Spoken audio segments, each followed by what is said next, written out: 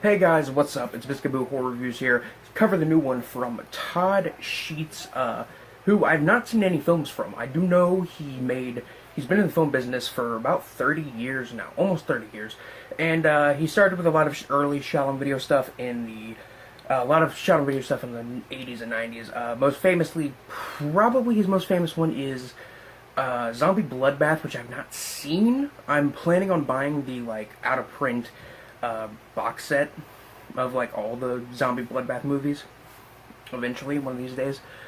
But basically, I'm here to cover his newest movie, Dreaming Purple Neon. This movie essentially centers on a guy named Dallas who returns home after many years to try and reconnect with his ex-girlfriend, and who ends up stealing her boss's stash of neon purple, which is, I'm guessing, some kind of drug.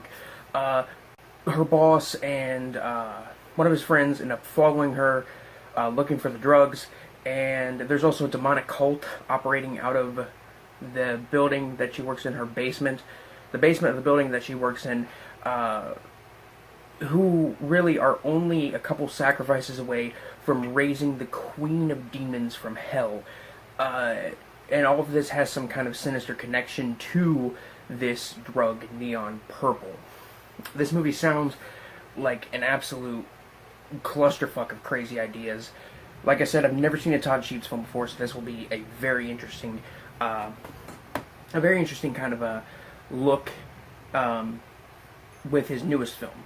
So I'm completely ready to check this one out. So without further ado, let's watch Dreaming Purple Neon.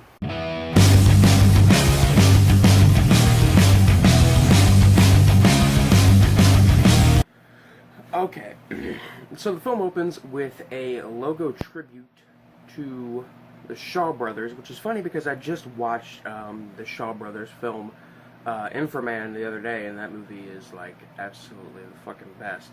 So basically, the movie starts with the boss, Ray, beating up a guy after he has lost the purple neon, which is a kind of drug. The guy who's being beaten up, Billy, is killed by the boss, Ray, and I went out on a limb, and I guess this is happening because somebody stole his drugs. Essentially, after an interesting title sequence, and that honestly feels very, very out of place for a kind of exploitation film throwback to have in it, because let me just fucking fix my thing.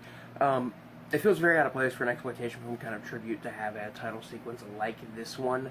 Not that it's necessarily bad, it just feels a little out of place, honestly. We meet Dallas, the main character, as he arrives back in town, stops in a bar, meets an old friend, and we're given some exposition as to why he left in the first place. Apparently his brother had died.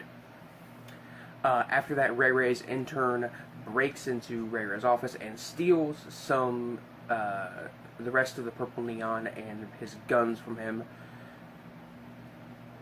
And after this, she goes to Denise, Dallas's ex.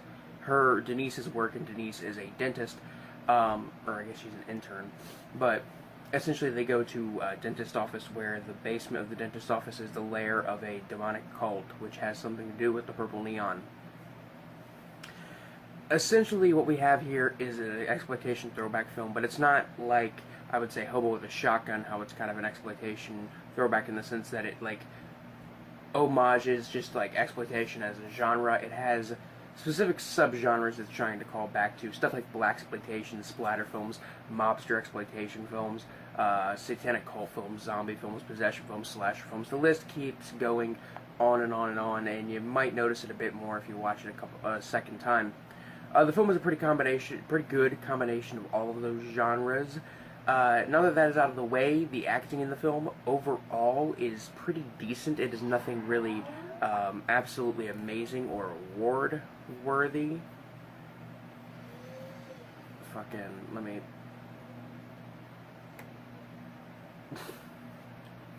Technical difficulties. It's nothing amazing, award-worthy, or anything like that, but when you consider the territory of low-budget filmmaking, it comes with the territory, and nothing amazing is usually really expected from low budget filmmaking. The writing is about on the same level as the acting. It's good for what the film is. The camera work, lighting, everything from a technical standpoint is very nice. This film has some very nice, colorful lighting during some of these scenes in the like cult's kind of basement layer. The fact that this satanic cult, their lair is literally the basement of a dentist office is kind of amazing and really over the top, and it kind of fits the idea. This kind of like over the top exploitation film kind of throwback idea, or the feeling, I guess. I like the music in the film. It's simple music, and it's a bit synthy. It sounds like almost any music from any generic slasher film, but it is tense and it's interesting for what it is. The main character, very, very likable. And the boss, Ray Ray, and his partner, Tyrone. Oh, God, fucking... Oh. The boss, Ray Ray, and his partner, Tyrone, give off a very kind of blaxploitation, badass, kind of cool guy vibe, and I really dug them as characters. God damn. I would have to say the highlight of this film is the gore. For a movie that is that has some really good sets and some pretty good actors, and this movie was only done on a budget of about I think it was like $3,500. This is an amazing film. This is an amazing achievement in how well done and explicit the gore is in this film, because of when you consider how low the budget was for this film. The scenes in the lair of the cult, which is like kind of a basement, give off a vibe very similar to kind of the scenes in the basement in House by the Cemetery or The Beyond, or even the scenes shot at night in the film Malatesta's Carnival of Blood, or the French film The Iron Rose. All of those movies being immensely atmospheric and creepy, and very, very dreamlike. I will admit, some of the visual effects, fire, smoke, stuff like that, are done with CG, and they are pretty laughably bad.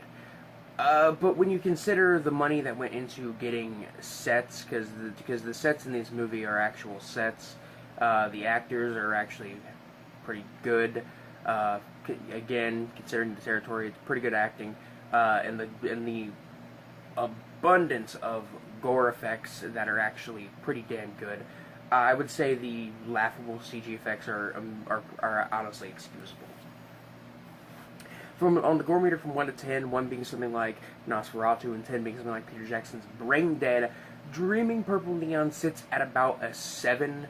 I would honestly say it sits at like the same level of gore as like The Beyond. Maybe a bit gorier than The Beyond, actually. It is just an absolute gore fest. The blood flows everywhere, and the gore flies. Trust me when I say that for low-budget trash cinema, you can do much worse than see this film. It is entertaining and very fun, and if you're a fan of classic kind of splatter trash, if you like maybe some of like some Lucio Fulci stuff, essentially based the Gates of Hell trilogy, I would say specifically from Fulci, I would say this is worth a look. If you liked I can't remember who fucking directed it, but it was a movie from like a year or two ago called Flesh for the Inferno. That was also a kind of Fulci throwback. If you enjoyed that one, this one is also worth a look. This one has the gore that one needed. I would say it's fun nonetheless. Not as good as any of the classics of the kind of splatter trash film genre, but if you're a fan of low budget horror films, if you're a fan of low budget trash cinema and gore, I would say it's worth a look for me.